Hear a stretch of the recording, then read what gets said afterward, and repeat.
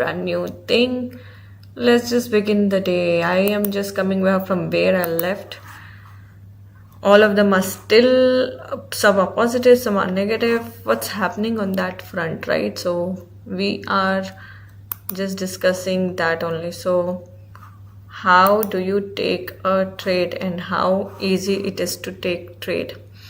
So in the previous video, I think in the previous stream, we were basically discussing about some whale movements. We were talking about um, the benefit of taking a trade when there's a whale movement.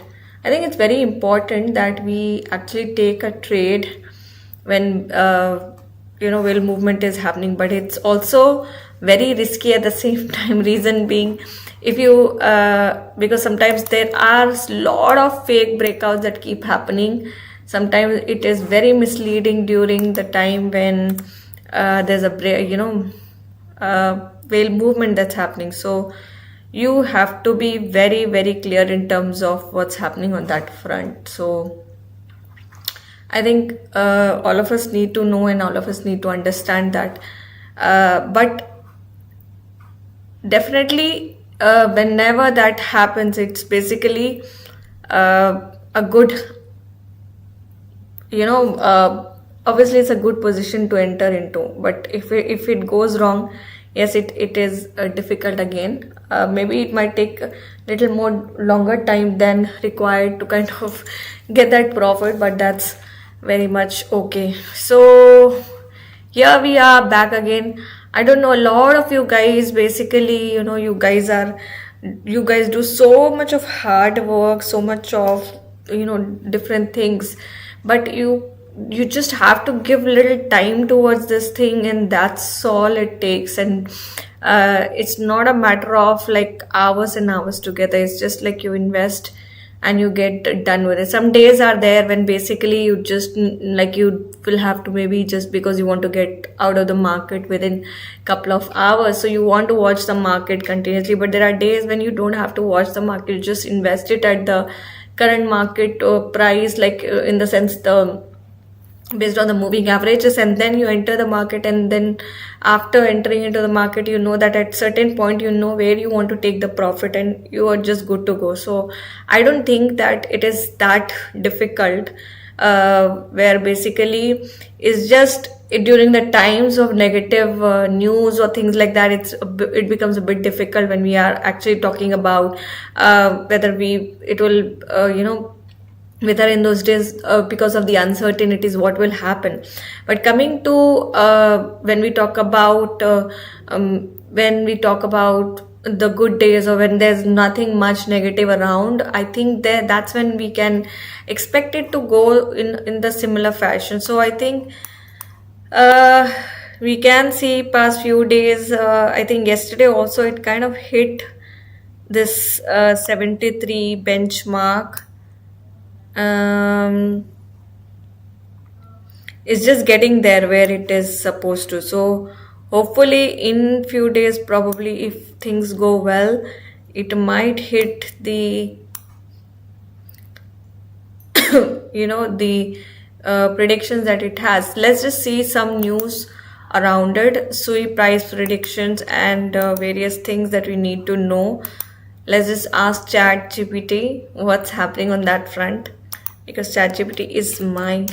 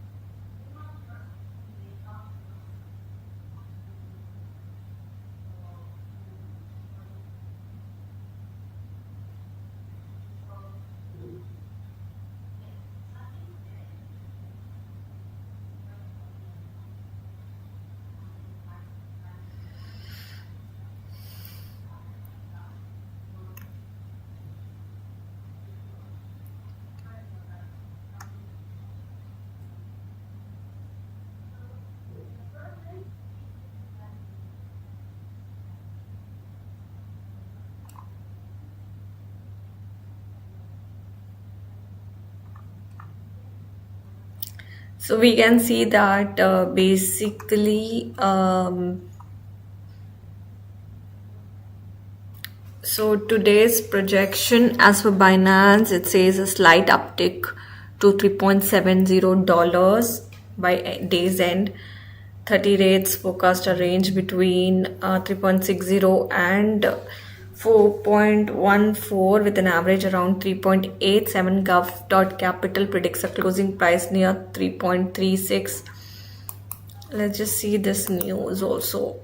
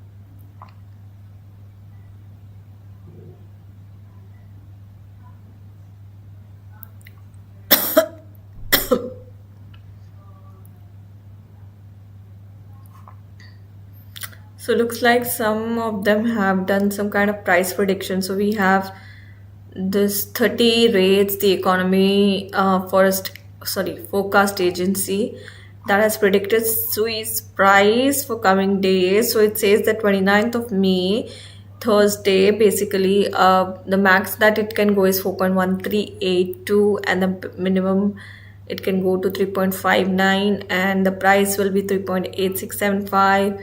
On 30th of May, the price is expected to be at minimum of 3.4867.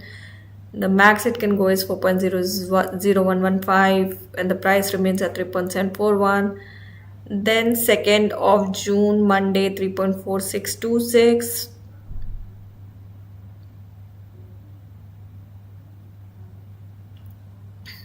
And the max it will reach is 3.9838 and the price here remains at 3.7232. So let's just wait and see if it can reach that level. SUI prediction price on Thursday, May 29, price 3.675, maximum 4.1382, minimum 3.59. SUI forecast, I think this is what you have already seen.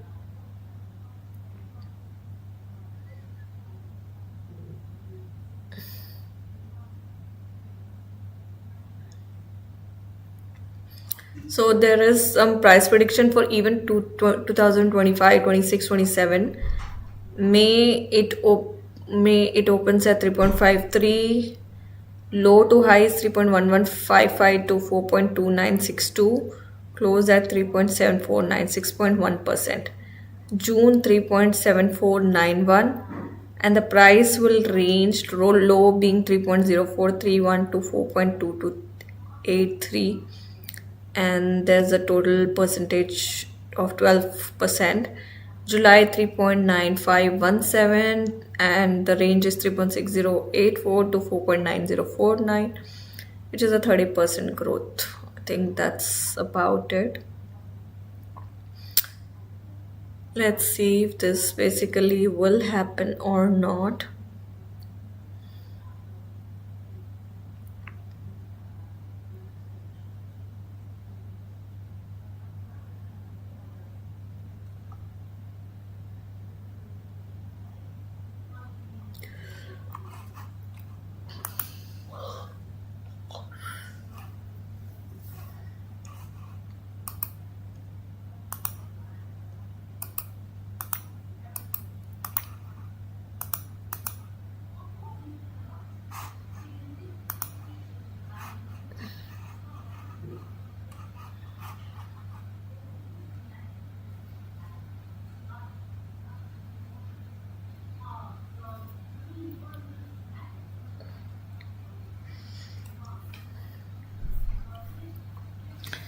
Since Nasdaq formally registered a 19B4 form with the Securities and Exchange Commission to list the 21 share spot SUI ETF, SUI has basically Nasdaq has registered a 19B form with SEC to list the 21 share spot SUI ETF, marking a significant regulatory milestone for SUI.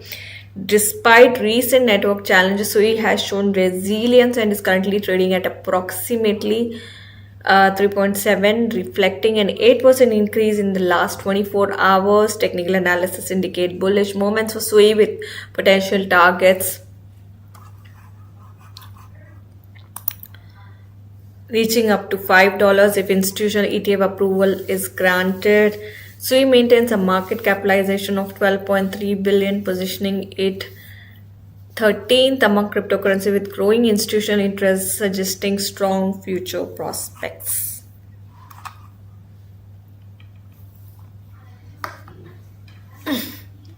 Sorry. So since Nasdaq has formally registered a 19B4 form with the Securities and Exchange Commission to list the 21 share spot SUI ETF, SUI has attracted notable attention. Presented on May 23rd, the regulatory milestone starts the official review process for what would be among the first altcoin ETFs, following the innovative institutional products of Bitcoin, BTC, and Ethereum. For the layer 1 blockchain, which has been positioned as a potential Solana killer inside the DApp.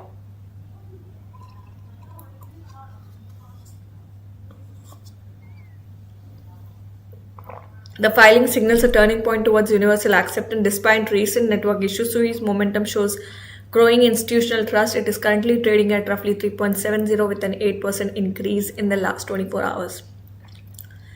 Though exact information on management fees and ticker symbols is yet unknown, 21 shares has suggested BitGo and Coinbase custody as ETF custodians. The SEC now has 45 days to decide. Initially, multiple delays might stretch the review term up to 240 days by Jan 18, 2026. A choice has to be made finally. The SUI ecosystem recently underwent a major test as distributed exchange. CTES suffered a 223 million exploit on May 22nd. Nonetheless, the reaction of the network has shown the effectiveness of its system to governance and community support structures. The SUI Foundations acted fast to assess CTES entirely by means of a secure loan, though the attacker managed to bridge some to Ethereum before the freeze took effect. Validators effectively froze 162 million of the stolen money on chain. I think not in every case, basically, the money gets retrieved, right? But it's a good thing actually that they are able to freeze 162 million. That's what they were able to find, which is a good thing. Good thing is even before the hacker could have actually maybe would have converted it into Ethereum or just passed on to different wallet addresses. They've actually retrieved that and they are able to find it. That's a good thing actually. So thank you so much for appreciating, Mr. Shahid. Thanks for joining in on the stream and thank you for appreciating the work. So guys, what are your level of crypto trading? Like, what do you think of?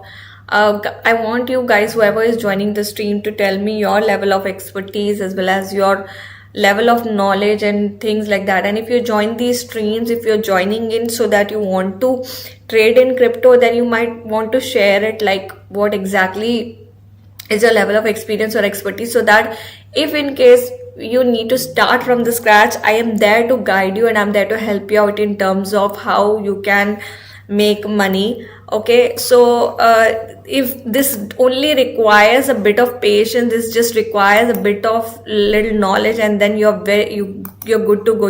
There's unlimited money in it. Definitely it has some good days, bad days, but just that you have to have some kind of understanding of this particular thing, and basically you can trade in any of the cryptos. So if in case you are very much interested and you like to trade and you would want to share how much is your level of expertise, and you would like to talk about your trading journey and everything, then I am there to guide you in case you would like to trade in crypto. Otherwise, there are a lot more options in crypto where we can actually even not just trade, but we can also invest into crypto for a longer term, which means that not everybody is a trader and not everyone is will have the all these skills that are required to be a good trader. Maybe it's basically you need to have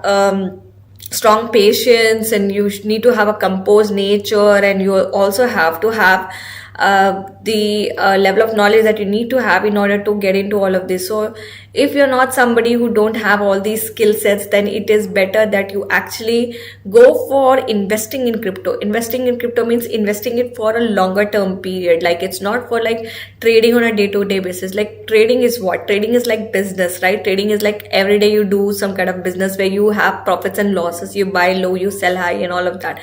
But coming to, because you don't want to sit in front of those screens, do the analysis, technical, fundamental, and whatnot. So it's in those cases, it's better you invest and you keep it for longer term, and you don't have to stay. You don't have to watch the screens. You don't have to do anything as such. So, despite of SUI being hacked recently on 22nd of May on the CTES protocol DEX, which is decentralized exchange, we have seen that it has again recovered, and today and yesterday it was able to recover till 3.73. In fact, I think today in the morning it has reached till the highest being 3.73 again. In fact, yesterday also it was at 3.73.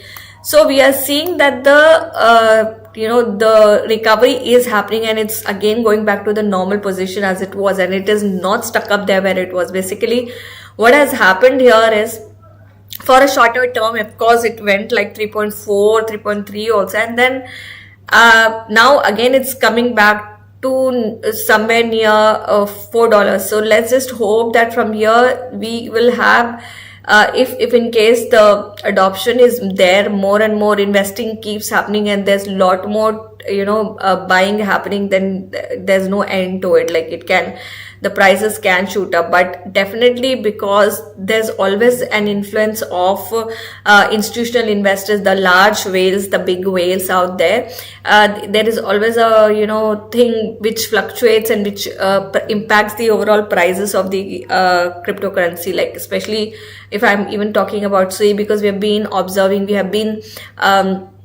analyzing SUI for quite some time, so we know for a fact that it will basically be highly influenced by the prices of the movements of whale. And in order to determine the whale movements, it's very important, because those are the trades when you can actually make good amount of money. There is if you follow the whale movements, but knowing when, how, what to do, when do the whales enter, or what, all these informations are very, very important. You need to find out when are they entering, or which cryptos do they invest into. So these whale movements will help you significantly in your day-to-day trading if you like to trade on a day-to-day basis. So this is the auto Fibonacci retracement tool that I have added, and there's MACD that you can see on my screen, and MACD at the moment is in the bearish territory. You can see the MACD is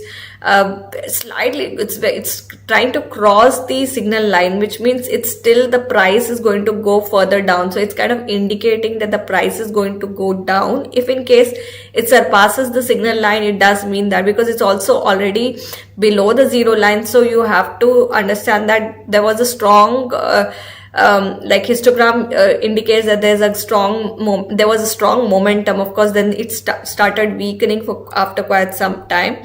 Then you can see the highest and the lowest point on the Fibonacci retracement. Basically, the highest point being 3.7441. From there, the price has shooted down till 3.67. So you saw that the price first touched the I think it touched the 0.786 benchmark, then it touched the 0.618 benchmark, and after touching that it further went down at 0.5. So anybody who was looking at, I told you guys like really clearly that if in case it goes further below 0.618, then that's where your that's why you should know that the price is not going to retrace from there, because it's still undergoing that level. So whenever you see that the price is shooting more below than 0.618 on the Fibonacci retracement, then it will further go down, and then it will reach its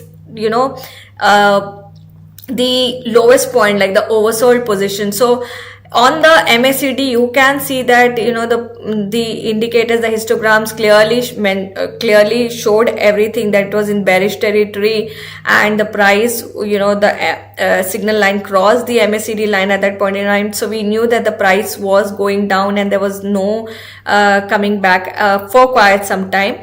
But if I just delete MACD and I just take this on the RSI indicator, let me just put the RSI here and see. Let's just cross verify with RSI, because it's very important to understand that any indicator that you use, one indicator is not good enough to make any kind of decision, because one indicator at one point in time cannot give you exactly a picture of how it looks like. Or what it looks like, or whether the trade that you're taking is going to be 100% successful or not. So in order to make sure that you are at least 99% sure, you have to cross verify it with any other indicator. So in this case, we have already cross verified with MACD. We saw on the MACD that the signal line was above MACD, which meant that there was a, the price was supposed to fall down, and also it was below zero line, which means it was in the bearish territory. It was not in the bullish territory. So we knew for a fact that it was going further down and down.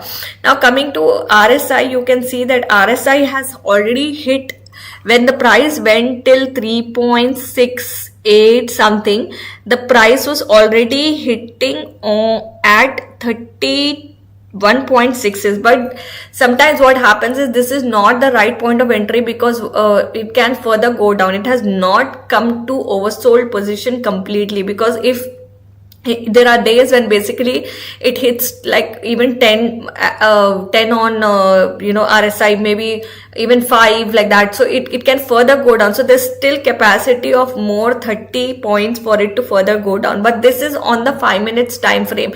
You need to also cross verify this and check how much is it on the 30 minutes frame. See, you can see on the 30 minutes frame, when the price actually went down here at 3.63, which we thought that was an oversold position, actually on the RSI for 30 minutes is basically was just at 47. So it definitely is not a right position. So you need to verify it for various time frames and see where it was. So is it a good time at this point in time to enter? See, on every time frame the Fibonacci levels also changes, and although the price might be in a downward trend or whatever, but when you check it on the other indicators, the levels are still not good enough, though it might here show you whether the price is retracing back or not, and that will get you an understanding whether you should enter into the market or not. But then here on the second indicator, when you cross verify it, you can clearly see, like here when it went till 3.68, the RSI was still at 30 or 40 level on smaller time frame, which is like 1 minute. And then if I look at it from 2 minutes point of view, so in 2 minutes, it was basically, not even if the price went till here. So on the RSI, it was basically at 31.77. So there's still scope of it to go further down, because it was not into completely oversold position. So 3 minutes was also not satisfactory. Even on 5 minutes, it was not so satisfactory. 10 minutes, let's just see 10 minutes. I think 10 minutes also wasn't satisfactory because it was at 43. See, on the larger time frames, the RSI will completely show a different picture, and it definitely whatever we are seeing on the longer time frames, it is not giving us the right picture. So perhaps for 5 minutes or for 3 minutes or 2 minutes, we can see that it was almost hitting like 30 on the RSI, but for bigger time frames, it definitely wasn't touching. See, you can see it was at 47, which means if I look at it from the 30 minutes perspective, it still has the scope of going further down, which means it can still go further 30 points below. So it's very much possible, and taking a trade is at that point in time is basically like again a 50-50% thing, which is a probability of it going further down, of probability of it further going up. So here also we can see that the price went till, see, on the 45 minutes chart, it is basically still at 52. So now what would be your level of how would you take it? Hi Nasir, hi, how are you? I'm good, thank you for joining in. After a long time I'm seeing you. I think today in the stream I didn't see you. I think in the previous stream also you were not available. Welcome to the stream. Thank you for joining in.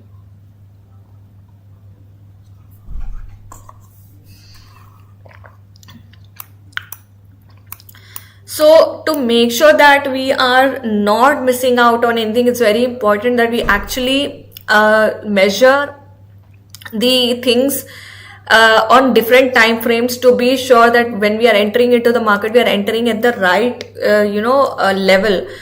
Because what happens is sometimes even though the Fibonacci retracement might show you that you are good to go, you can have trade between this level to that level. Like for example, now you see this has automatically changed for the 45 minutes level.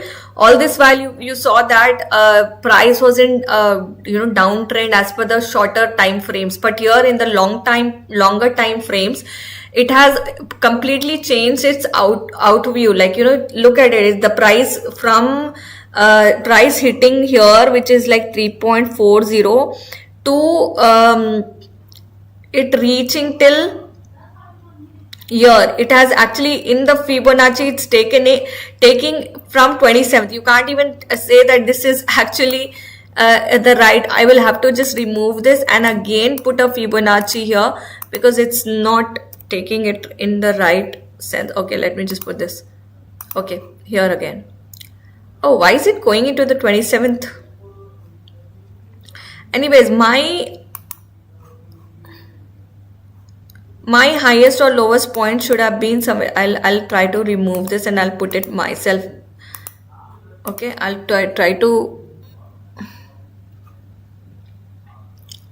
put it on my own.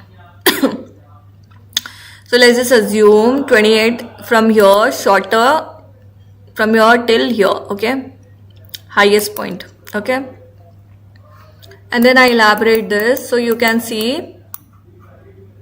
Okay, this is slightly wrong. I need to put it more up. Highest and lowest points here on the Fibonacci. Okay, so you can see at 0.382 also, like the price has actually it has further gone down. At 0.5 also it further went down. So 0.618 also it didn't retrace back. So there was a clear understanding it was going into a downward trend. So there was no clarity in terms of it. Of course, on the 45 minutes frame, we can see it's still showing in the bullish territory, which is a slightly misleading thing because MACD is still showing it's in the negative territory. So we have to be very careful in terms of what time frames we are entering into, and to make sure that we are not taking wrong trade at times. Okay, so be careful on that front, guys, and what time frames you are entering into, because I usually keep a 5 minutes time frame and this is how it works for me. On my 5 minutes time frame, I already reached that 30 minutes, sorry, I reached the 30 level on the time frame. So for me it might look like it's a um, oversold territory already, but just a sec. But for the bigger time frames, it's not reached that level still. So try putting it on different levels, but most of the time, whenever on the indicator, if it's reaching the oversold territory, better to take a trade at that level. The only thing is you need to confirm with 2 to 3 different indicators at one point in time, and if all of them are indicating the same thing, then it's better to take a trade. Otherwise, if any one of them is also misleading, it's better not to take a trade. Once you measure it with Fibonacci, second time you measure it with MACD, third time you measure it with RSI, or RSI versus MACD, or Fibonacci versus two different indicators. So all of them, try to confirm it on different time frames and see where it stands, and then you can make a decision of moving ahead with it. So which is so misleading. See guys, I was telling you, right, the indicators are also not very clear. We have seen it right away, right in front of you, that when we saw it on longer time frames, the levels on the RSI is completely changing. Whereas if we talk about it on the shorter time frames, the RSI is showing it as it's in oversold territory. So that is the kind of thing that you need to understand and measure, and you have to be very careful in terms of making the right decision. So be careful, do all the permutation combinations that you're supposed to do, and then make the decision of entering into the market at the right point in time. So I hope this was a clear understanding, where we'll have live checked it ourselves on the longer time frames. The indicators completely show a different thing altogether, even on the Fibonacci retracement, whether it's Fibonacci or whether it's maybe RSI also, it's a different thing altogether. So measure it on different time frames and make the decision.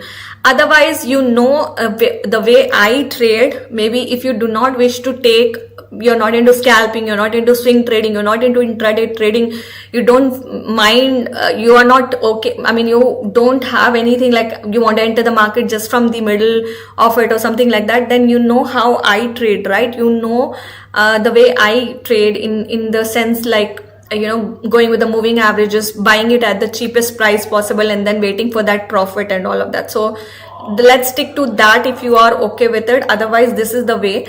While I'm taking a small mini break for 5 minutes, I will be back, and I will be further talking about it. Just give me like maybe 5 minutes and I'll be back. Thanks for staying patient. Thanks for holding on. I will be getting in touch in 5 minutes.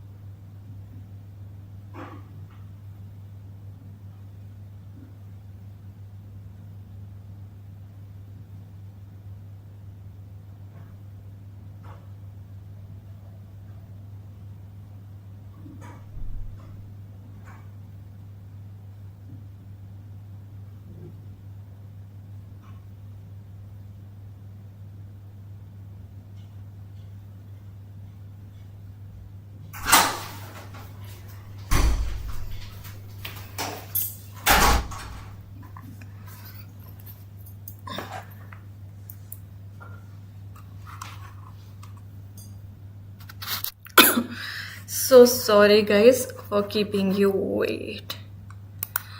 So I was talking about different time frames which are very important while we are making this decision. So on a short time frame it might be the right position, but for longer time frames it might not be. So you have to be careful at what time you are entering. Otherwise, my way of doing it, I have shown you already how I do it.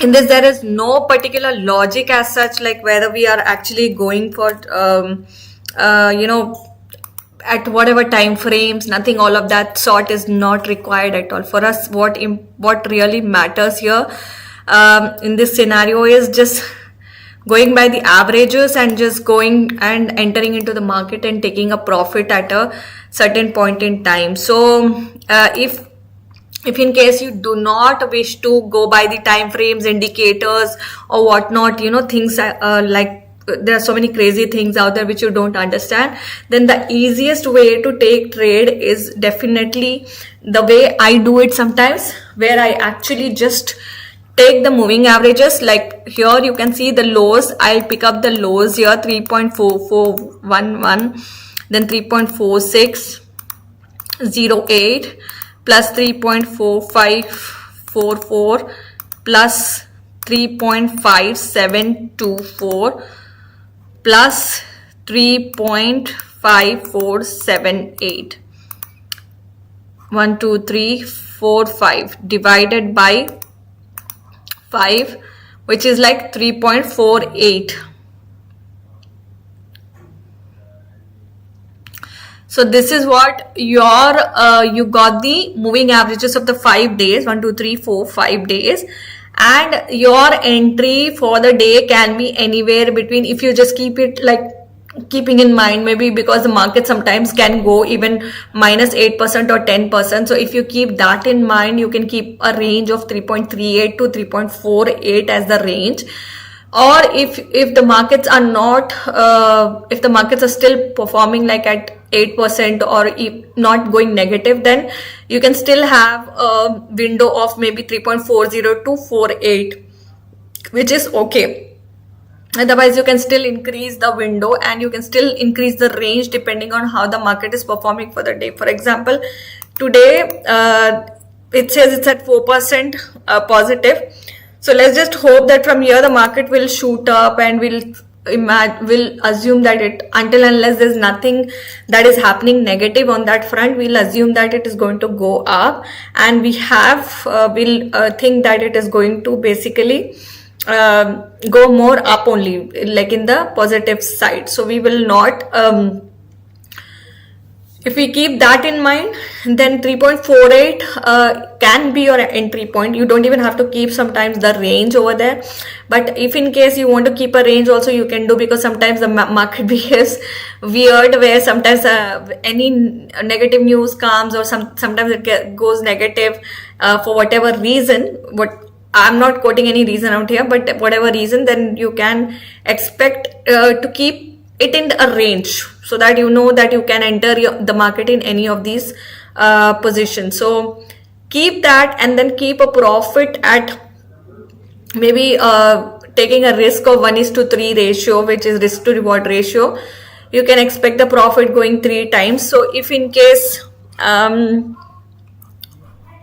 wait, let me just put risk to reward.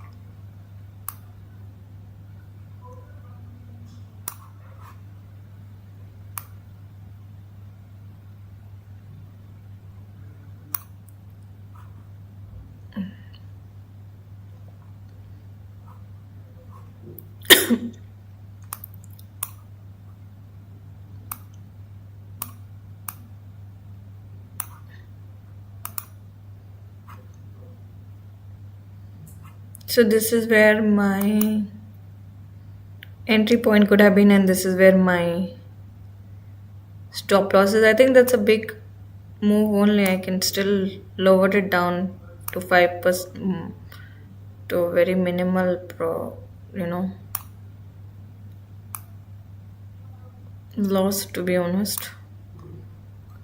And the target is at 2.5 to 3%.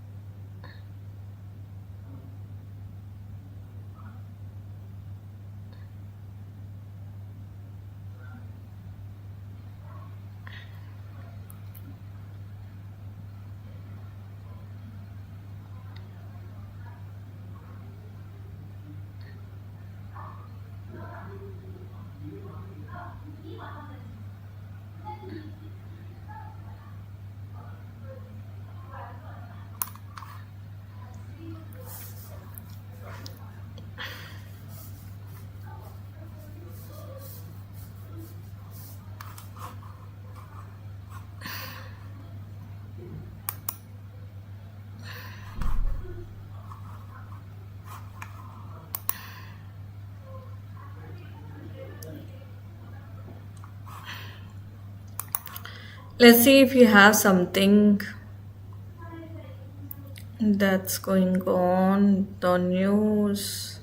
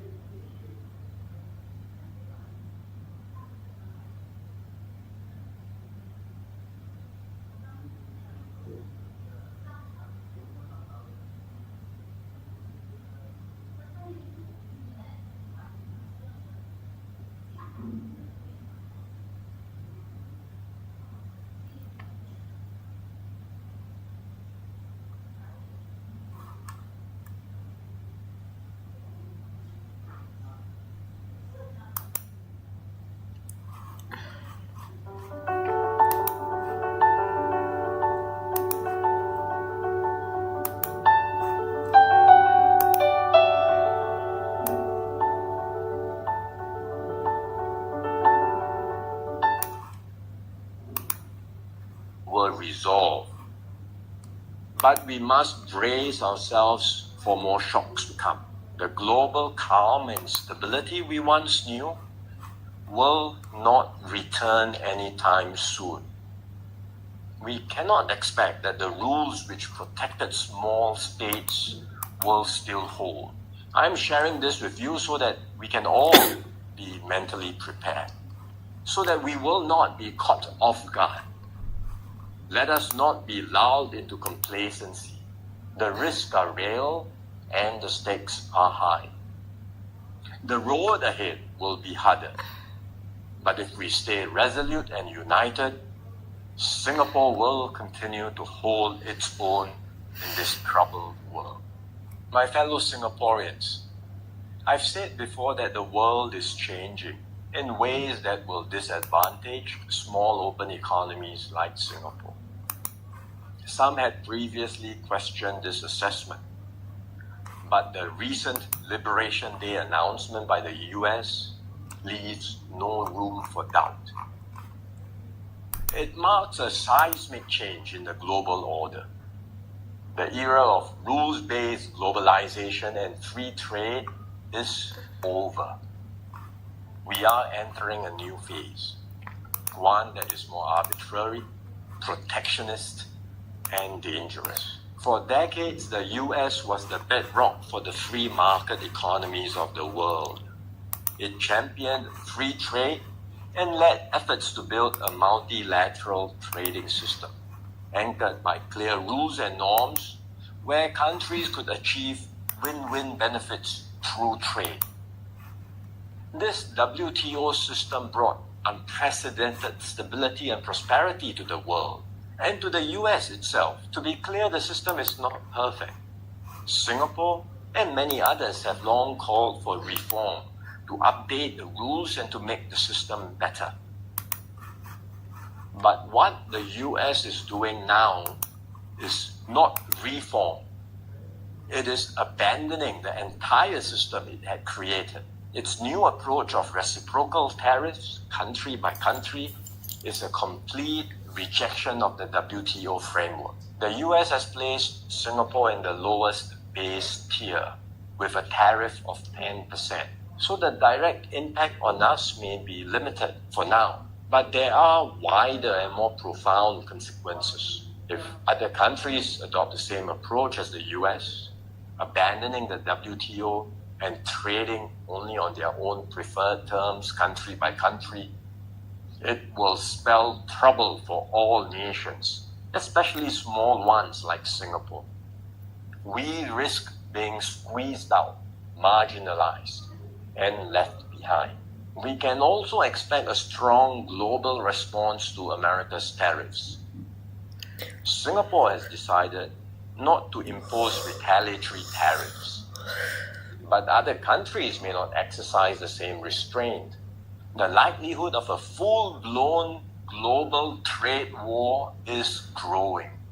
The impact of the higher tariffs plus the uncertainty of what other countries may do next will weigh heavily on the global economy. International trade and investments will suffer, and global growth will slow. Singapore will take a bigger hit than others because of our heavy reliance on trade. The last time the world experienced something like this was in the 1930s. Trade wars escalated into armed conflict and eventually the Second World War. No one can say how the current situation will unfold in the coming months or years. But we must be clear-eyed about the dangers that are building up in the world. Global institutions are getting weaker. International norms are eroding. More and more countries will act based on narrow self-interest and use force or pressure to get their way. This is the harsh reality of our world today. We will stay vigilant. We will build up our capabilities. We will strengthen our network of partnerships with like-minded countries. We are more ready than many other countries with our reserves, our cohesion, and our resolve. But we must brace ourselves for more shocks to come. The global calm and stability we once knew will not return anytime soon. We cannot expect that the rules which protected small states will still hold. I'm sharing this with you so that we can all be mentally prepared, so that we will not be caught off guard. Let us not be lulled into complacency. The risks are real and the stakes are high. The road ahead will be harder, but if we stay resolute and united, Singapore will continue to hold its own in this troubled world. My fellow Singaporeans, I've said before that the world is changing in ways that will disadvantage small open economies like Singapore. Some had previously questioned this assessment, but the recent Liberation Day announcement by the US leaves no room for doubt. It marks a seismic change in the global order. The era of rules-based globalization and free trade is over. We are entering a new phase, one that is more arbitrary, protectionist, and dangerous. For decades, the US was the bedrock for the free market economies of the world. It championed free trade and led efforts to build a multilateral trading system anchored by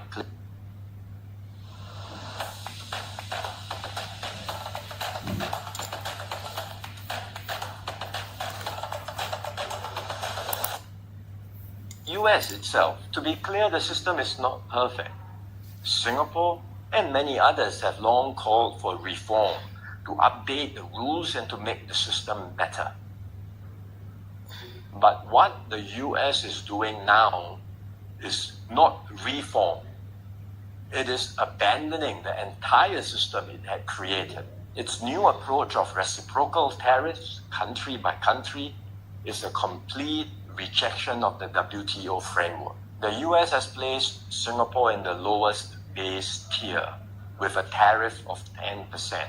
So the direct impact on us may be limited for now, but there are wider and more profound consequences. If other countries adopt the same approach as the US, abandoning the WTO and trading only on their own preferred terms, country by country, it will spell trouble for all nations, especially small ones like Singapore. We risk being squeezed out, marginalized, and left behind. We can also expect a strong global response to America's tariffs. Singapore has decided not to impose retaliatory tariffs, but other countries may not exercise the same restraint. The likelihood of a full-blown global trade war is growing. The impact of the higher tariffs plus the uncertainty of what other countries may do next will weigh heavily on the global economy. International trade and investments will suffer, and global growth will slow. Singapore will take a bigger hit than others because of our heavy reliance on trade. The last time the world experienced something like this was in the 1930s. Trade wars escalated into armed conflict and eventually the Second World War. No one can say how the current situation will unfold in the coming months or years. But we must be clear-eyed about the dangers that are building up in the world. Global institutions are getting weaker. International norms are eroding. More and more countries will act based on narrow self-interest and use force or pressure to get their way. This is the harsh reality of our world today. We will stay vigilant. We will build up our capabilities. We will strengthen our network of partnerships with like-minded countries. We are more ready than many other countries with our reserves, our cohesion, and our resolve. But we must brace ourselves for more shocks to come. The global calm and stability we once knew will not return anytime soon. We cannot expect that the rules which protected small states will still hold. I'm sharing this with you so that we can all be mentally prepared, so that we will not be caught off guard. Let us not be lulled into complacency. The risks are real and the stakes are high. The road ahead will be harder.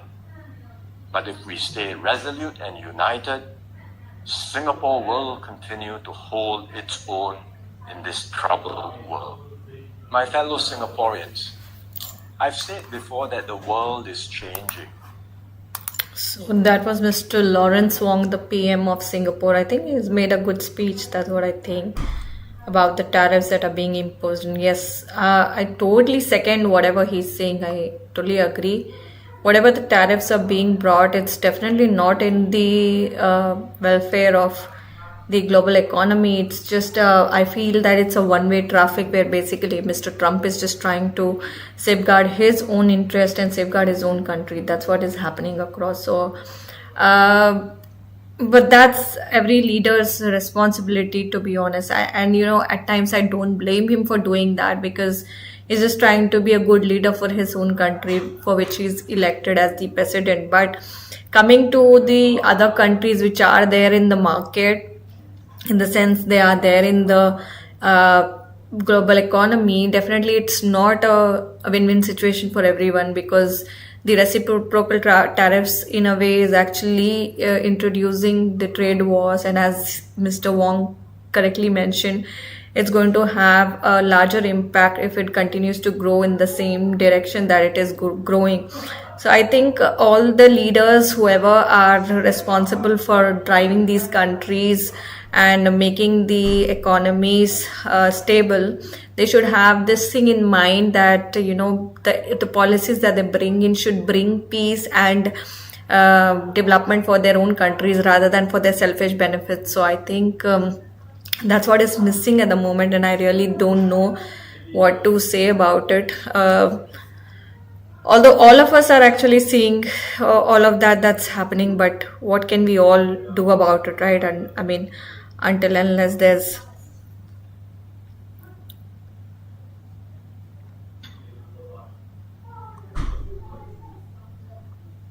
I want some interesting news here. Let's see what is this crypto ban or boom, it seems. Let's see, this looks a bit of interesting news because this is somewhere related to crypto.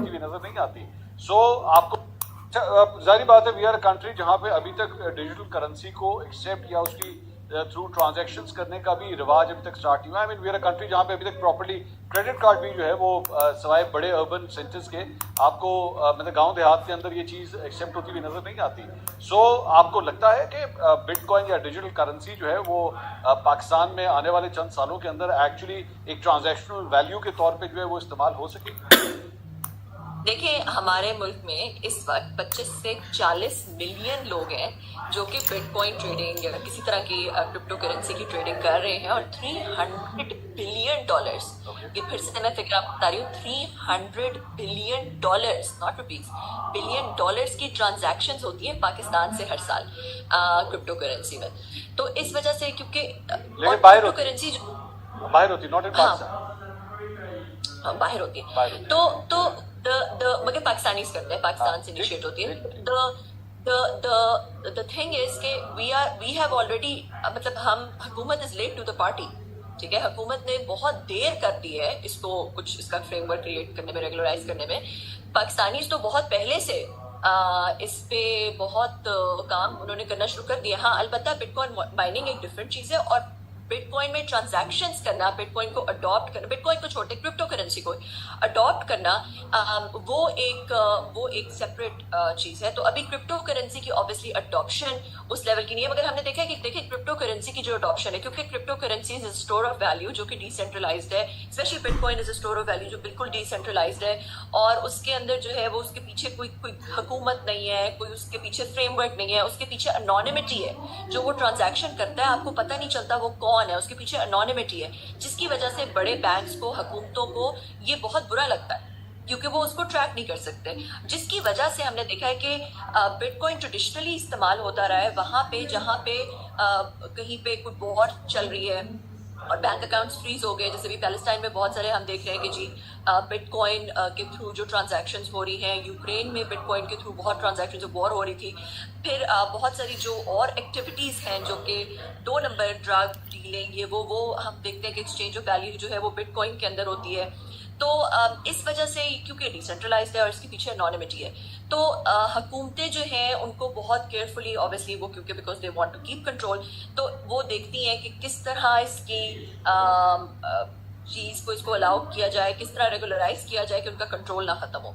ठीक, लेकिन मेरा जो सवाल था जो आपने फरमाया कि $300 बिलियन की जो है वो इसकी ट्रेडिंग होती है, लेकिन बिटकॉइन को पाकिस्तानी जो है वो अगर इसको कर भी रहे हैं तो बेसिकली जस्ट लाइक डॉलर के हवाले से या पाउंड के हवाले से, फॉरेन करेंसी के हवाले से एक करेंसी एक्सचेंज के तौर पे, ट्रेडिंग के तौर पे जो है कुछ लोग जिस तरह डॉलर्स खरीद लेते हैं एंड देयर एक्सपेक्टिंग कि कल को महंगा होगा तो हम इसको बेच के जो है थोड़ा बहुत प्रॉफिट इसमें कमाएंगे, उस सेंस में तो ये इसकी माइनिंग, इसकी ट्रेडिंग हो रही है।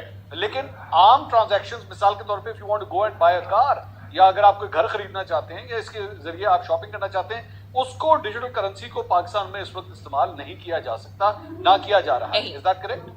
पूरी दुनिया में नहीं किया जा रहा। देखिए उसको वही मंसूर, जैसे मैं आपको कह रही थी ना कि हुकूमतें इस वक्त तक बहुत ज्यादा स्केप्टिकल है। जो बड़े बैंक्स हैं, अब देखिए IMF जो है उसको ये पसंद नहीं है, बहुत बड़े बड़े जो बैंक्स हैं उनको भी ये पसंद नहीं है। क्यों पसंद नहीं? देखिए मैं आपको एक फिलोसफी में जाते हैं, थोड़ा सा फिलोसफी में जाते हैं ताकि आपके व्यूअर्स को समझ आए थोड़ी सी, बहुत एक अगर लेमैन टर्म्स में बात की जाए, अगर मैंने, और मैं इसको ओवर सिंप्लीफाई कर रही हूँ मगर फिर भी थोड़ा सा समझाने के लिए, कि अगर मेरे पास कम पैसे हैं मंसूर और आपके पास बहुत ज्यादा पैसे हैं, मुझे अब आपसे बोरो करने हैं कुछ पैसे क्योंकि मुझे कुछ बिजनेस करना है, ठीक है। अब मैं आपको नहीं इतना अच्छा जानती, आप मुझे बहुत अच्छा नहीं जानते, तो हमें एक थर्ड पार्टी की जरूरत पड़ती है बीच में, ठीक है, जिसको हम बैंक कहते हैं, क्योंकि बैंक को आप भी ट्रस्ट करते हैं, बैंक को मैं भी ट्रस्ट करती हूँ। तो आप जो है वो बैंक में अपना पैसा रखवा देते हैं और मैं बैंक से आपका पैसा बोरो कर लेती हूँ, जिसकी वजह से मैं अपना बिजनेस जो भी मुझे करना है मैं उसमें लगा देती हूँ और मैं बैंक को उस पर एक इंटरेस्ट पे करती हूँ और बैंक उस पर आपको उसमें से एक सर्टेन परसेंट आपको दे देता है। अच्छा, अब अगर हम कहते हैं कि क्रिप्टो में ये जो ट्रस्ट नहीं था, बैंक की जरूरत हमें इसलिए पड़ी क्योंकि मैं आपको नहीं जानती, आप मुझे नहीं जानते, हमारे आपस में ट्रस्ट नहीं है, ठीक है। मगर क्रिप्टो में ब्लॉकचेन एक ऐसी टेक्नोलॉजी है जो कि क्रिप्टो को इनेबल करती है। ब्लॉकचेन जो है वो डिसेंट्रलाइज्ड ट्रांजैक्शंस इस तरह से इनेबल करता है कि उसके अंदर ये थर्ड पार्टी की जरूरत नहीं पड़ती, एक सेंट्रल सिस्टम की जरूरत नहीं पड़ती to create that trust between us, ठीक है, because that it can not be hacked, it can not be change. Hash के थ्रू जो है वो उस ब्लॉकचेन के अंदर हर जो ब्लॉक है वो फुली प्रोटेक्टेड है, डिसेंट्रलाइज्ड है और फुली प्रोटेक्टेड है, जिसकी वजह से अब उस बैंक की हैसियत हमारे इस बहुत ही ओवर सिंप्लीफाइड है, मगर उस क्योंकि बैंक के और बहुत सारे इंस्ट्रूमेंट्स होते हैं, मगर इस चीज में जो बेसिक सबसे बेसिक चीज है उसमें बैंक की हम जरूरत ही नहीं रही, ठीक है। तो इस वजह से जो है वो क्योंकि उसका एक सेंट्रल कंट्रोल नहीं रहता, हुकूमत के पास नहीं रहता, बैंक के पास नहीं रहता, इसलिए हुकूमतों ने इसको और बैंक्स ने इसको बहुत रेजिस्ट किया। पूरी दुनिया में कहीं पे भी अभी आपने नहीं देखा होगा कि नॉर्मल ट्रांजैक्शंस, जो normal white money type transactions हैं वो, या जहाँ पे कहीं पे कॉन्फ्लिक्ट नहीं हो रहा है या ऐसी कोई चीज़ नहीं है जो नॉर्मल बिल्कुल, कि वो अभी तक क्रिप्टो वहाँ पे अडॉप्ट किया। मगर मैं आपको एक बात बता दूँ, ये मेरी प्रेडिक्शन है या फ्यूचर के लिए सुन लें, वो ये कि जैसे इंटरनेट ने इंफॉर्मेशन को डेमोक्रेटाइज किया, जैसे आप देख रहे होंगे कि दुनिया में बहुत सारी चीज़ें डेमोक्रेटाइजेशन की तरफ जा रही हैं, वैसे ही इवेंचुअली ये वैल्यू एक्सचेंज ने डेमोक्रेटाइज होना ही होना है, टेक्नोलॉजी ने आगे बढ़ना ही बढ़ना है।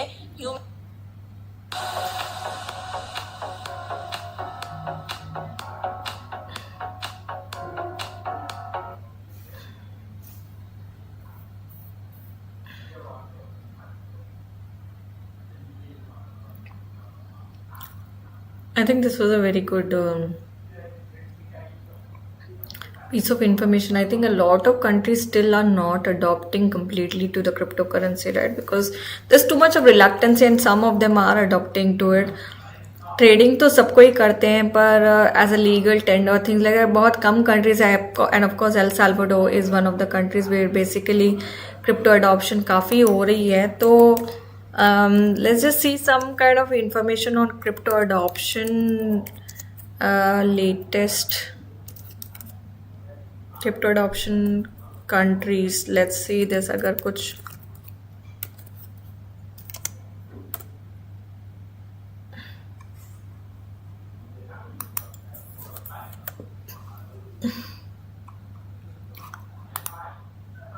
Which country might be next to adopt Bitcoin as legal tender? Now, you'll recall that both El Salvador and the Central African Republic have already gone down that route, and there is a cool feature over on CoinMarketCap that allows you to vote on which country you think might be next. So, currently, the top 3 countries are Paraguay, Venezuela, and the Caribbean territory of Anguilla. Now, Paraguay put forward a bill to adopt Bitcoin as legal tender shortly after El Salvador took the plunge. Venezuela has over 300% inflation, and Anguilla recently launched its own digital currency, so Bitcoin could be next. So, head on over there, check it out, I'll leave a link in the description. Cast your vote and let us know in the comments which country you think may be next. Which country might be next to adopt Bitcoin? Now, as we know, we've talked about this before, crypto adoption is growing across the likes of Turkey, Nigeria, and Argentina. But their governments have had a mixed relationship with crypto, to say the least. Nigeria has become more crypto-friendly after its central bank banned local banks from providing services to cryptocurrency exchanges back in 2021. Turkey banned crypto payments for goods and services in April 21, and its central bank is now exploring a digital lira. Argentina's inflation crisis might be influenced by the upcoming presidential elections, with one candidate on one side advocating for a CBDC and the other one being pro-Bitcoin and seeking to abolish the central bank. That'll be interesting to see how that plays out. Now, according to Morgan Creek Digital co-founder Anthony Popliano, Bitcoin is an insurance policy against global chaos and instability. It's another example of how Bitcoin fixes this with high inflation countries. Now, as we know, we've talked about this before, crypto adoption is growing across the likes of Turkey, Nigeria, and Argentina. But their governments have had a mixed relationship. What it really means to live like golden. Yeah, we're golden, baby girl, we're golden. They're about to see it shine, cause we're golden. They can't have a to show them. What it really means to live like golden. Yeah, we're golden, baby girl, we're golden. I'm headed this way. I am just shocked to look at this, like India being on the top one position. I'm headed this way. My mistake, it's this way. I'm headed this way. My mistake, it's this way. I'm headed this way. So, I don't know, this one My mistake, it's says this way. United States I'm headed this way. and India is on 11th position as per this report. My mistake, it's this way. 10.23, but as per I'm headed previous this way. report, it says it's on the top one position. I am seriously doubtful. I don't. Crypto adoption. Guess which country is in the lead? India has taken the top spot in global cryptocurrency adoption. Followed by Nigeria and Indonesia, these emerging economies are really shaking things up. The US is in 4th place. But wait, there's more. 7 countries from the Central and South Asia and Oceania region are in the top 20. Sub-Saharan Africa and Latin America are also showing strong interest. Interesting trends include rising stablecoin usage in lower income countries for daily transactions, increased DeFi activity in Sub-Saharan Africa, Latin America, and Eastern Europe. Congrats for India, Nigeria, and Indonesia. Crypto. Welcome to Good Morning, guys. Most traders see this in हर एक finance market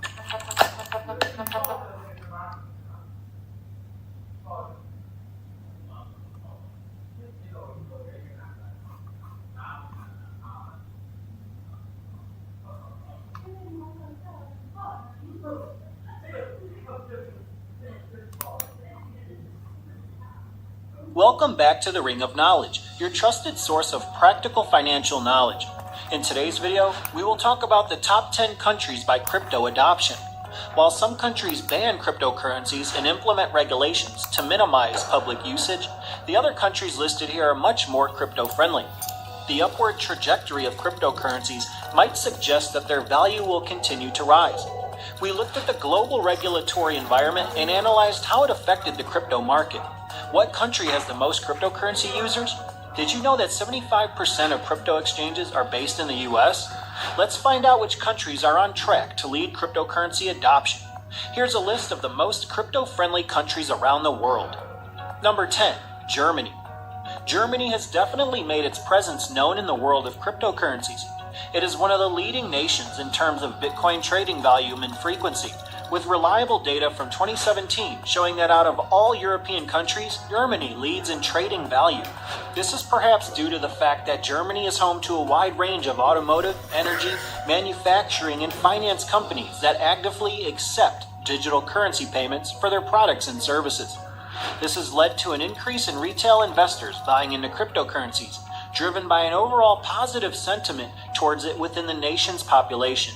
In terms of crypto regulation and legal framework, Germany takes a proactive approach that encourages innovation while protecting consumers' interests.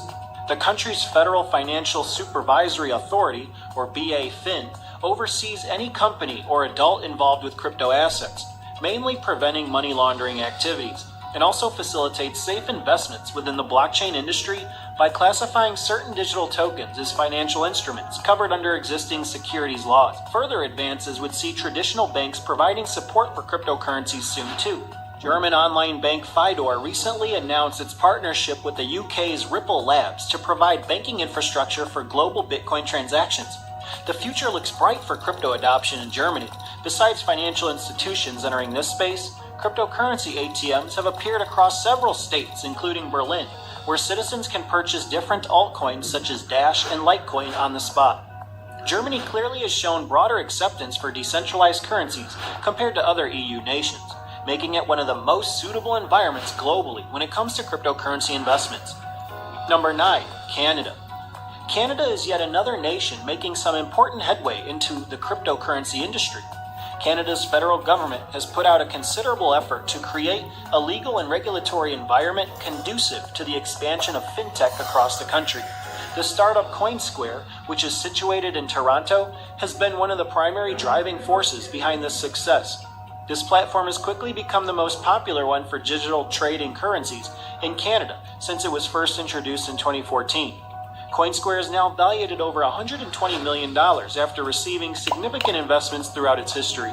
CoinSquare is a spot trading platform and has recently formed an investment company under the name Coin Capital.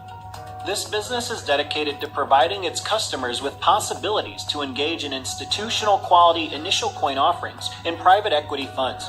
Canada's robust blockchain community is actively contributing to developing blockchain initiatives. This organization receives financial backing from several organizations, including the Blockchain Research Institute, which Don Tapscott established. In addition, the nation is home to several accelerators centered on blockchain technology and a venture capital fund tailored to blockchain businesses' needs that operate solely for their benefit. Number 8. Switzerland. Switzerland is a well-known hub for cryptocurrencies and other financial technologies due to its business-friendly laws and regulations, which provide support for innovation within the industry. Cryptocurrency companies have found a home in Switzerland as well.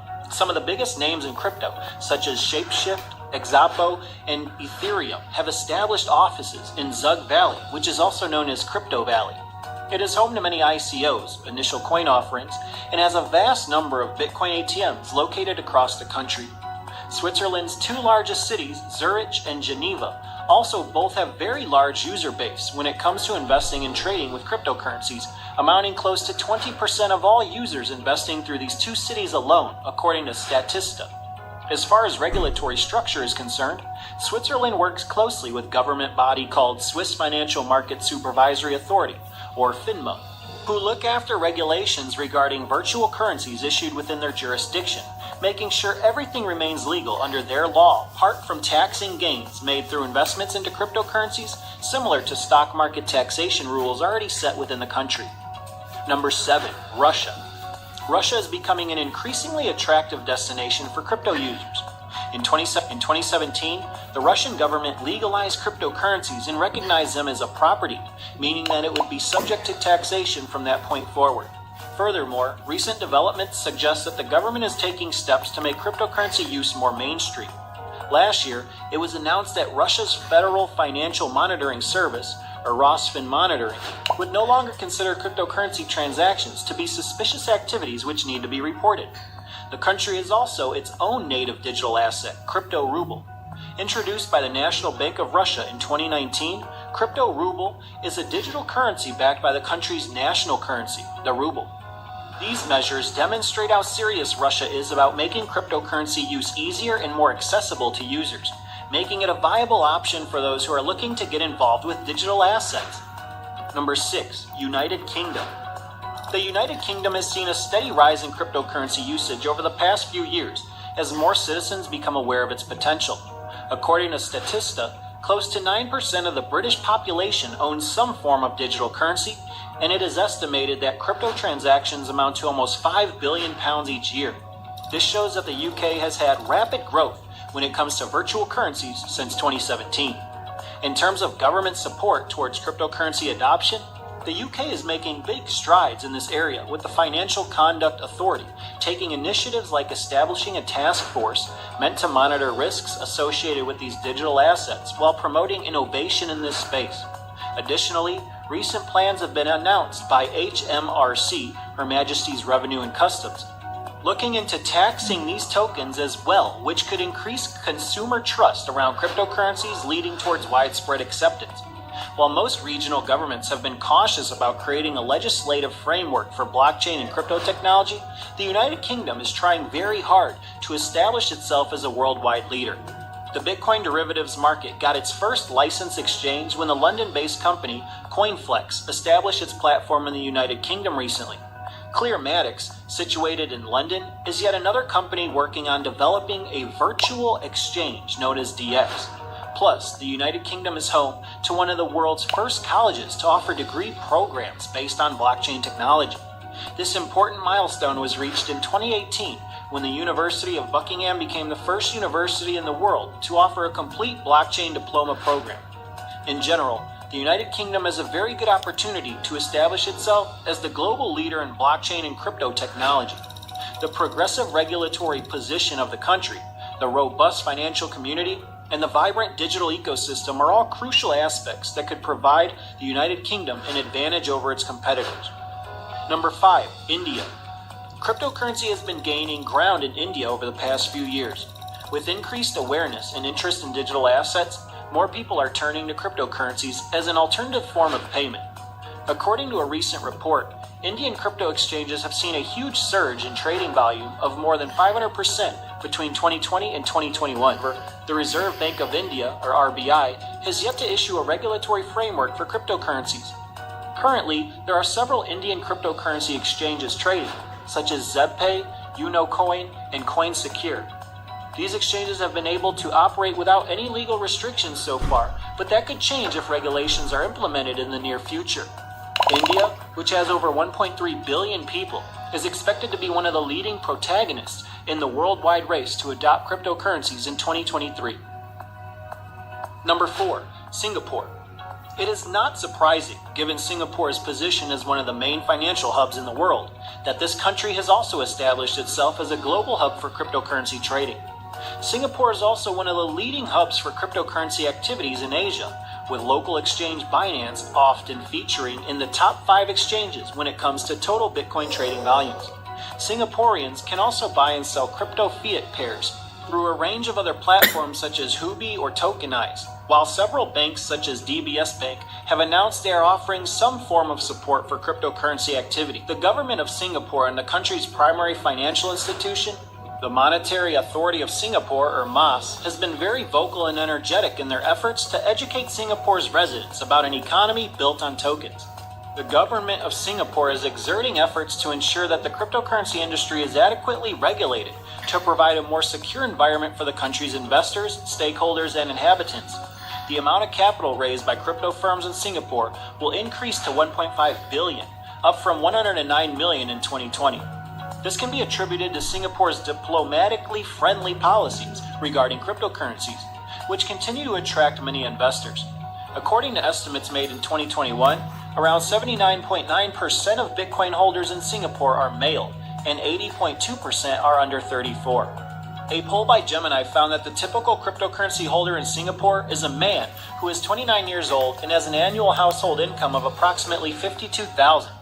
It is an empirical depiction of crypto's attractiveness among the younger generation, because significantly more than 0.25% of crypto holders in Singapore had an annual income of $15,000 or less. In other words, this is a young person's market. The educated middle class is represented by 55% of the holders of the cryptocurrencies in Singapore. As one might expect, Bitcoin, 69%, and Ethereum, 78%, are the 2 cryptocurrencies that most people hold. Cardano's 40% market share places it first among the alternative cryptocurrencies. Number 3, United States. The United States is one of the leading countries when it comes to cryptocurrency adoption. The US holds a large market share when it comes to trading activities involving cryptocurrencies like Bitcoin, Ethereum, Ripple, and more. According to CoinHills, 31% of all Bitcoin trading activities occur in the US. Moreover, over 22,000 merchants accept payments through various cryptocurrencies. There are also more than 74 exchange offices catering to cryptocurrency-related services such as trading, making payments, and more. Furthermore, companies like Microsoft and Dell accept payments through cryptocurrencies as well, which adds to its appeal among consumers in the US. As for the future outlook, industry experts believe that accepted levels of cryptocurrency adoption are likely to increase due to its convenience compared to traditional currencies. It is anticipated that the United States will soon be at the forefront of crypto adoption, and it is anticipated that cryptocurrency will have a notable influence on the gross domestic product of the country in 2023. This is due to the interest shown by the Biden administration in exploring cryptocurrency. Number 2, South Korea. South Korean investors have shown a significant interest in participating in the trading of digital assets and cryptocurrency exchanges. According to a poll conducted in 2021, 40.4% of the 1,885 working class individuals in the country interviewed have made investments in cryptocurrency. Surprisingly, approximately 49.8% of South Korean workers in their 30s to 39s have reported having invested in cryptocurrencies.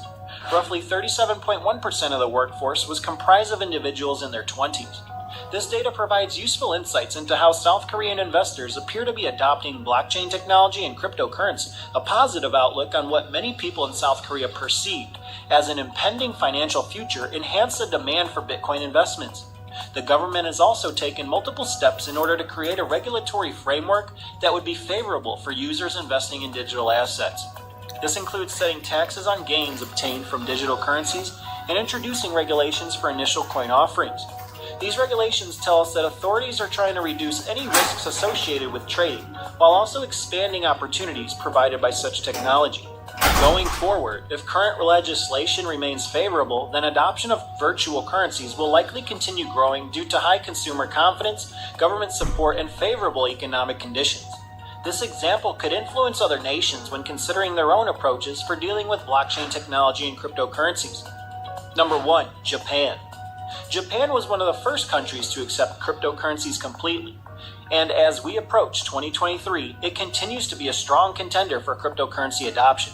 In 2017, the Japanese government officially acknowledged Bitcoin as a legal tender and approved several cryptocurrency exchanges. Japanese citizens can buy and sell crypto fiat pairs through a range of other platforms such as Coincheck, Kraken, or GMO Coin, while several banks such as Mitsubishi UFJ Financial Group, or MUFG, have announced they are offering some sort of support for cryptocurrency activities. In addition to traditional financial institutions backing up the technology, major retail outlets such as Bic Camera have jumped on board too, allowing customers to pay for their products using Bitcoin at over 200 locations within the country. Not forgetting companies like Recruit Lifestyle Co., which now accepts Bitcoin payments for mobile phone bills, utility bills, and even restaurant meals. With efforts being made to establish additional merchant acceptance points and regulatory bodies making sure investors are protected, Japan has definitely become an attractive destination for anyone looking to invest in cryptocurrencies. One interesting development is how the Japanese government plans on utilizing blockchain technology through its local governments with initiatives like its My Number Card project, a national identification card system powered by blockchain infrastructure used to facilitate secure data sharing between citizens and government organizations. The country's promising outlook towards digital currencies looks set to continue going forward. Many analysts believe that due to Japan's more accessible framework when it comes to finances and taxes, this could be a great opportunity for driving international demand for cryptocurrency investments. Because of this, Japan is now regarded as one of the most crypto-friendly countries in the world and is considered a front-runner in the adoption of cryptocurrencies across the globe. One thing that makes Japan stand out from other countries is its openness to experimenting with technologies based on blockchain. The nation is home to various innovative initiatives testing the limits of what can be accomplished with blockchain technology. Benefits of crypto adoption. The use of cryptocurrencies is speedy, risk-free, and convenient. Because of the speed and safety with which transactions are completed, they are ideally suited for international financial dealings. Cryptocurrencies are intended to be used in safe environments and protect user data from being stolen or corrupted. They use sophisticated encryption technology to ensure that the owner of a digital asset is the only one who can spend it. Because of the decentralized structure of cryptocurrencies, a single body can't exercise authority over them. This renders cryptocurrencies resistant to interference or manipulation by governments. The expenses associated with delivering digital assets are often substantially lower than sending assets using traditional means such as wire transfers or credit cards. This may be of particular use to companies requiring transferring funds to a foreign country. As a result of the fact that anyone can use them, cryptocurrencies have emerged as a viable alternative to the traditional banking systems lacking in some nations. People who live in rural locations or do not have access to regular banking services can also use these services as individuals and enterprises. It's clear that Bitcoin is becoming more popular yearly, and nations worldwide are beginning to grasp its potential. although exact adoption numbers are impossible to determine.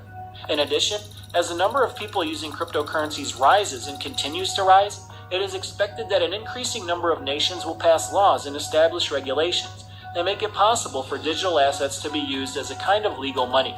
According to the number of Bitcoin trades, the top 10 countries on this list have been the most active cryptocurrency users. Because the market is in constant flux, it is essential to keep in mind that this list is subject to modification at any time. Nevertheless, it cannot be denied that individuals from a wide variety of nations and areas are utilizing and investing in Bitcoin. Bitcoin is, without a doubt, the most widely used cryptocurrency in the world. People worldwide use it for a wide range of activities, including investing, trading, or simply keeping their capital in it as an investment vehicle.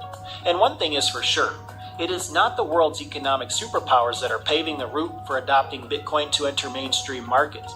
Even emerging economies are jumping on the bandwagon, which shows that Bitcoin's time has come. The only thing that can tell us how the rise of cryptocurrencies will perform compared to traditional holdings and pave the road for widespread acceptance is the passage of time. So that's all for today's video. If you like this video, click the like and the bell buttons. We'll have another video for you soon. Take care until then.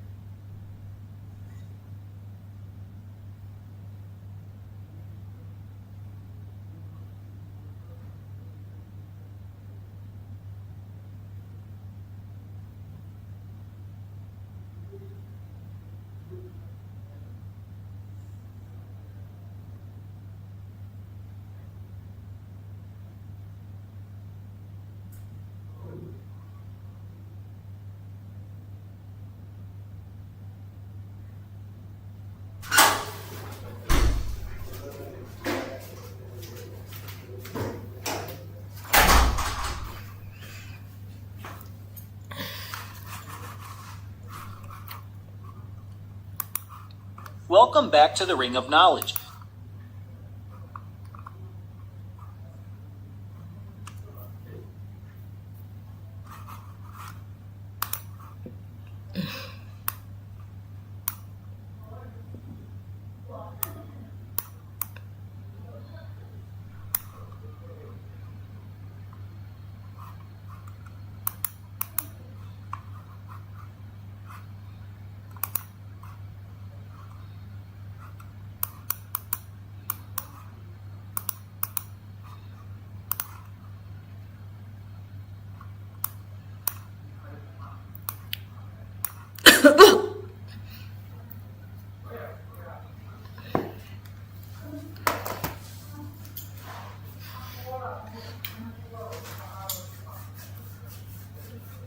So guys, I'm back. I'm so sorry for keeping you wait.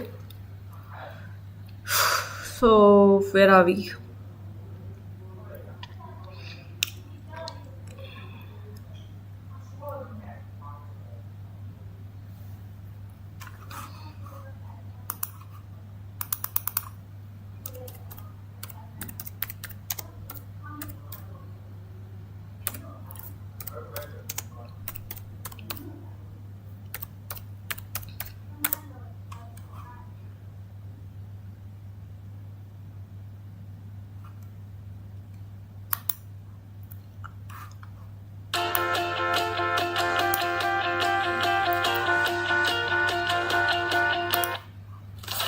When it comes to trading crypto, there's no shortage of technical indicators and price patterns you can leverage to maximize your returns. Support and resistance, bull flags, Bollinger Bands, and moving averages are a few of these common crypto trading tools. The problem is that when everyone is using the same indicators, institutional investors often anticipate what everyone else is likely to do and take profits ahead of time. This means that if you really want to get an edge over the institutions in the crypto market, you must go beyond basic technical analysis. One of the easiest ways to do this is to use on-chain analysis, and one of the most powerful on-chain signals is whale movements. Not many people know how to use this signal effectively, and that's why today I'm going to tell you everything you need to know about whale movements and how you can use them to minimize your pain and maximize your gain.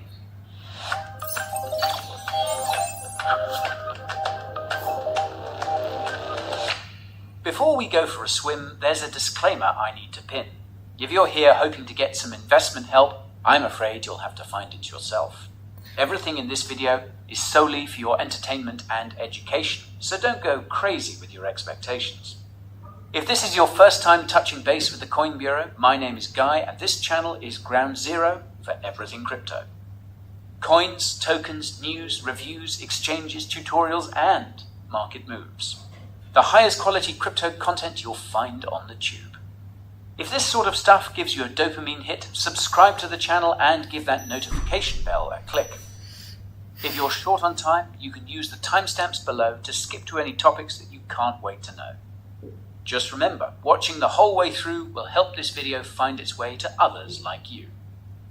So, without further ado, let's take a look at what whale movements can do. To understand whale movements, you need to be familiar with on-chain analysis, so here's a quick crash course. As you know, most cryptocurrency blockchains are publicly viewable. That means that anyone can see most crypto transactions happening in real time, and this can easily be done using a blockchain explorer. What's cool is that this level of transparency lets you do much more than just verify whether your transaction went through or not.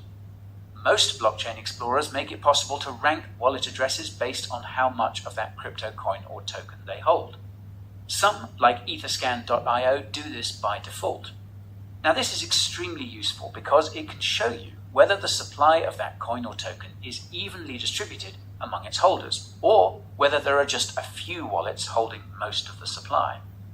If the supply of a coin or token is heavily concentrated among a few wallets, there's a big risk that one of those wallet holders could start to sell, and this would crash the price of that coin or token. Blockchain explorers can even help you figure what people are doing with their cryptocurrency. Most blockchain explorers will label wallets belonging to centralized and decentralized exchanges. This can give you a sense of whether people are trading or holding those coins or tokens. If a significant amount of a cryptocurrency supply is sitting on exchanges, it's likely that the people who hold that cryptocurrency aren't looking to do so for the long term. If you can see that most of a cryptocurrency supply is being held off an exchange, this suggests that the people who hold that crypto don't plan on selling it anytime soon. Now, some clever crypto traders have even gone as far as tracking down crypto wallets belonging to rich individuals and institutions. This makes it possible to mimic the buying and selling behavior of smart money, and sometimes makes it possible to spot and buy a hot 100x altcoin before it even makes the news. These more elaborate on-chain tactics are much harder to do manually, and that's why companies like Glassnode and CryptoQuant exist. On-chain analytics platforms combine price with on-chain data to create new indicators that often give you a much clearer view of the crypto market than technical analysis indicators and price patterns. For example, Glassnode's hodl wave indicator shows you how much of Bitcoin's supply has moved over a given time period. When those darker hodl waves start to peak, it means people are starting to sell. As you can see, the tip of those peaks corresponds quite nicely to previous bull market tops. The only problem is that most of these advanced on-chain indicators cost thousands of dollars to use. Some of them even cost tens of thousands of dollars per year. The good news is that many of the free on-chain metrics are just as good if you know how to use them correctly, and this includes whale movements. In a sentence, a whale movement is a large cryptocurrency transaction. Insert your own joke about Moby Dick using the bathroom here. It's a simple signal that can have a colossal effect on the price of a cryptocurrency, depending on where that transaction is going. When you see a cryptocurrency is being sent from a regular wallet to an exchange wallet on a blockchain explorer, this means the person who sent that cryptocurrency probably wants to sell it.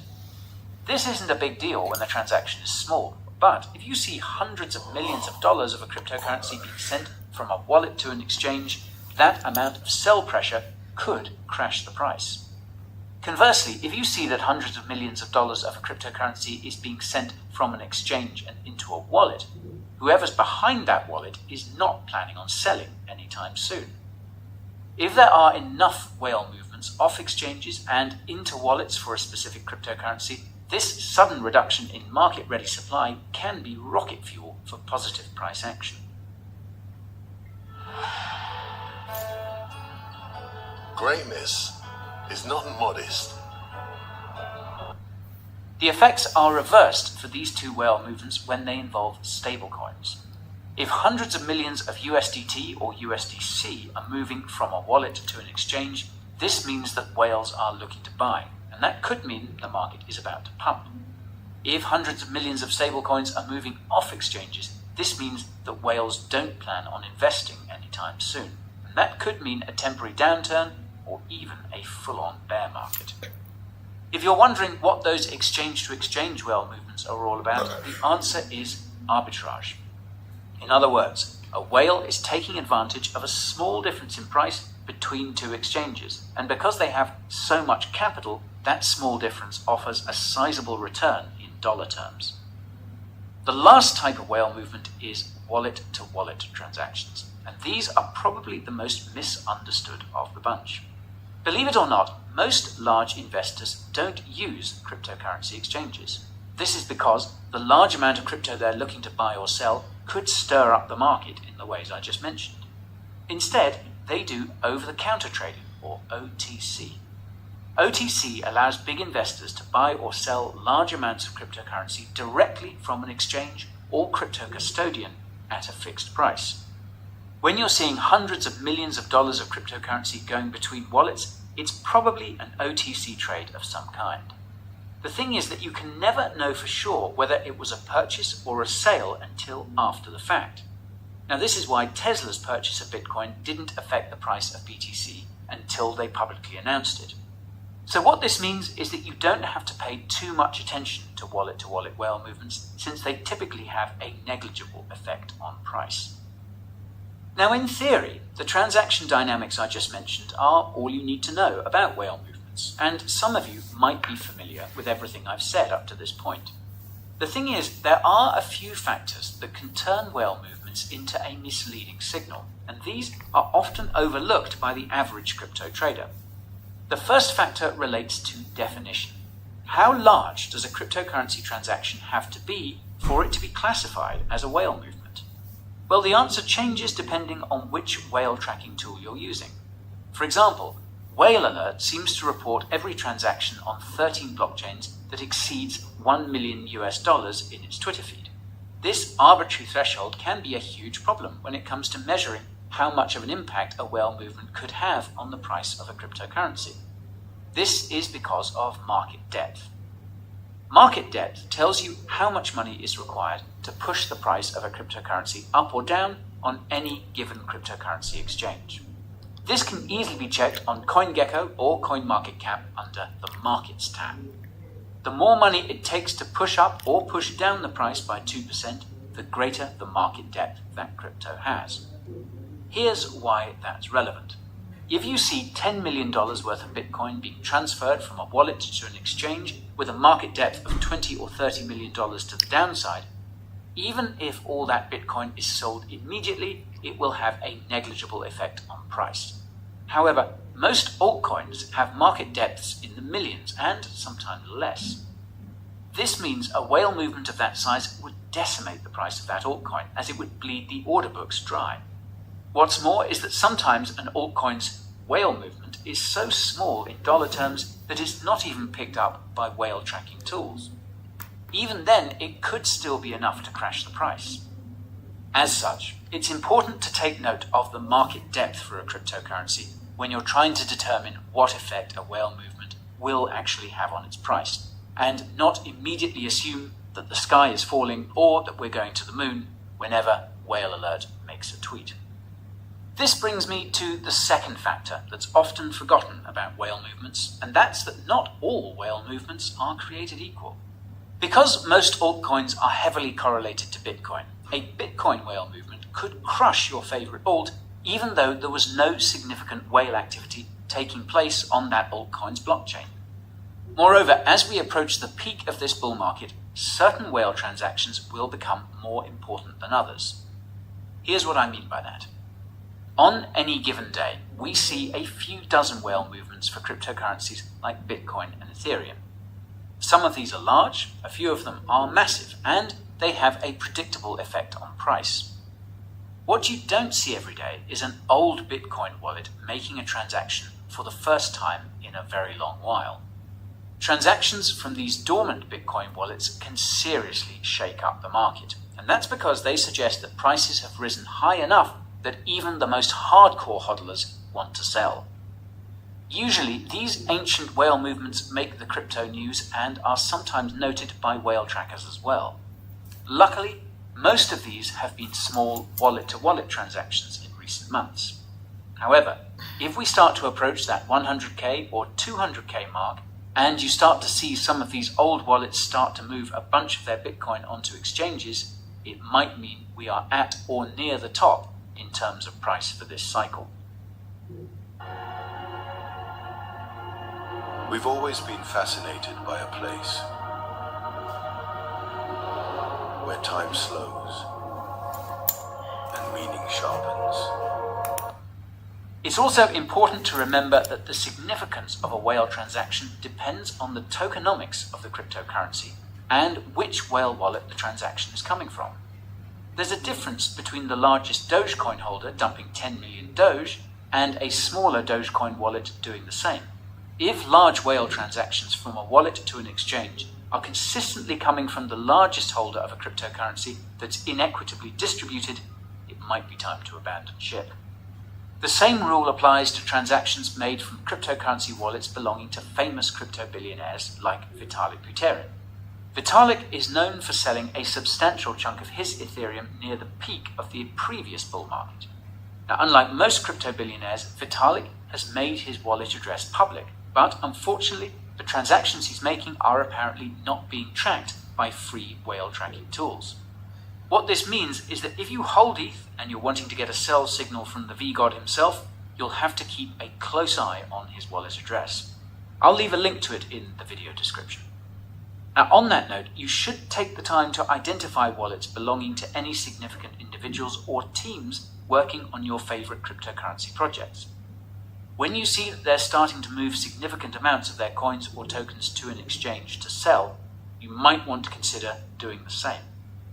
The caveat here is that sometimes it can be hard to tell if the crypto they're moving is actually heading for an exchange, and some project founders even go out of their way to mask their selling behavior. That's why you should always ask questions before jumping to conclusions, and this is where most people fail when they try referencing whale movements to trade. The third factor that flies out the window when analysing whale movements is the understanding that smart money knows how the average retail trader is likely to react to certain whale movements. The most salient example of this is whenever a large amount of stablecoins is minted. Logically, this new supply of USDT means Bitcoin is going to pump, right? Well, not exactly. As I mentioned in my video about stablecoin market manipulation, stablecoins are minted and burned based on market demand. Now, this is necessary because if there's too much or too little USDT compared to demand, this could push the price of USDT off its dollar peg to the upside or downside. The main takeaway here is that the printing of USDT or USDC doesn't automatically mean prices are going to increase. It just means that the demand for those stablecoins has increased. After all, if a big investor is buying Bitcoin, they're probably not going to mint a bunch of stablecoins to do it. They'll just use an OTC desk. Anyways, these facts fall on deaf ears to the average whale watcher who wrongly assumes that the minting of stablecoins means we're about to see a mega pump. This makes them privy to manipulation by big investors, who could push up the price by a couple of percentage points following the stablecoin print to give the illusion that something is happening. Retail investors FOMO into the pump and get dumped on by the smart money. The same thing happens when it comes to whale movements on and off exchanges. Without the context of the first two factors I mentioned earlier, reacting to the naked implications of these large transactions is a great way to get wrecked by big investors. Understanding that the smart money is aware of the ways the average crypto trader reacts is the basis of the Wyckoff method, which I explained in depth in a recent video. You'd be wise to factor Wyckoff into your whale watching activities, and you can find my video about it using the link in the top right. On-chain analysis is something that I've had the luxury of exploring to the fullest extent. As someone who's tried both paid and unpaid on-chain indicators and signals, I can tell you that you can get a pretty good bang without having to put down a buck. The primary difference between the free and paid versions of most on-chain metrics is that the paid versions are more refined and give you more options when it comes to sifting through the data. When it comes to whale movements, what you get from using free tools like Whale Alert and lookintobitcoin.com are more or less the same as what you'd find on Glassnode and CryptoQuant. However, an indicator is only as good as the trader who's using it, and it seems that the average crypto trader doesn't know too much about whale movements or how to use them. Now, I reckon this has to do with the fact that there is no universal definition for what counts as a whale movement in cryptocurrency. In my mind, a whale movement is any transaction that's large enough to disrupt the price of a cryptocurrency. Everything else is just noise. It's also easy to forget that whale movements and whales might be mutually exclusive because of this definition. That might sound strange.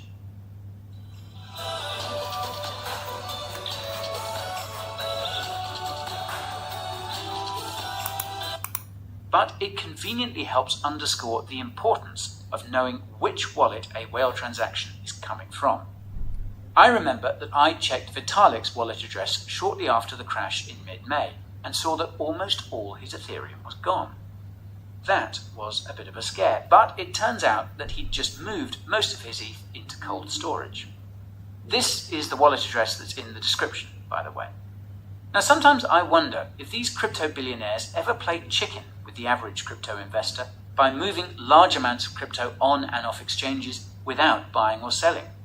Maybe they even do this in tandem with specific news or events because they know it will inspire some strong feelings from the average retail investor. If analyzing the Wyckoff method has taught me anything, it's that you're better off assuming that the smart money is always looking for opportunities to mess with your head. Keeping that in mind can go a long way, but make no mistake, if you see that dozens of whale transactions are making their way to crypto exchanges in tandem, it might be for real this time. If you enjoyed today's whale watching expedition, feel free to drop me a like. Be sure to subscribe to the channel and ping that notification bell too if you haven't already. I've got boatloads of crypto content in the works, and you can see me make it in real time by following me on Twitter, TikTok and Instagram. If the crypto market has got you crazy, join my free Telegram channel to get detailed updates on the daily. The only thing better is my weekly newsletter, which is where I give you the keys to my personal crypto kingdom, revealing my portfolio and giving you the tools, tips and tricks to stay in the know. If you want to support the channel while looking like a crypto king or queen, head on over to the Coin Bureau merch store and pick out the shirts and hoodies that match your scene. You can find the links to all these resources in the video description. As always, thank you for watching, and I will see you in one Earth rotation. So you see what's the importance of whale movements, right? Like whenever we are seeing of late recently, especially in Sui, we have seen large whale movements, and that kind of impacts the overall prices so much. So to track that, it's very important that if we are aware of whatever the movements are happening, it will give us some kind of result where we can enter when the whales are entering and when we can exit where the whales are exiting. So that's very much possible. And to be honest, I think there are a lot of tools in the market that can help you track it. I haven't explored or I haven't really used all of them so far, But if in case I use them, I'm going to definitely share my experiences with you guys and let you know how it works out. But it's very important for you to understand what are the whale movements and why are we actually doing this, or why we need to do this. To get a successful trade, it's important for us to understand that and then take it from there. So that's what I think is happening. And I think once we understand, all of us together, maybe we can look into observing their patterns or observing their like entrance time and dates and things like that, and then make a successful trade. So while the market is doing good, so he basically is at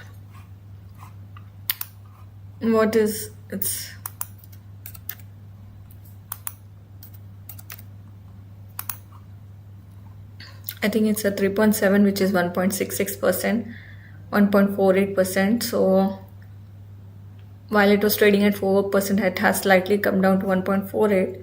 Let's just hope that from here it will go further up. And we all hope that all you guys make as much profit as possible. So hopefully whatever tips, tricks today I have shared with all you guys will be helpful for you and for making right kind of decisions. And whatever information that is being shared on this platform are all for education and for information purpose. So while I'm making that information available to you guys, you also have to do your own research to be able to get back on the thing very confidently. So don't just rely on the information and then just make any kind of decision. So you also have to do your own research in order to make any kind of decision. So please go ahead and make the right kind of decisions and earn as much money as you can. So with that note, I'm actually going to end the stream, and I'll be live again tomorrow between the same time, 11 to 1 and 3 to 5 is what I'm going to go live. So stay tuned, and I will be getting back to you tomorrow at the same time. Thank you for watching in. Thank you for being so patient. Thanks for giving your time. Thanks for all the love and support. If you found anything in these videos which was useful for your trading tips and tricks, or anything that has enhanced your levels of knowledge, you're welcome to share these streams with anyone who you think can benefit out of it. So please share it with as many people as you can, and together let's just make a lot of money. Yeah.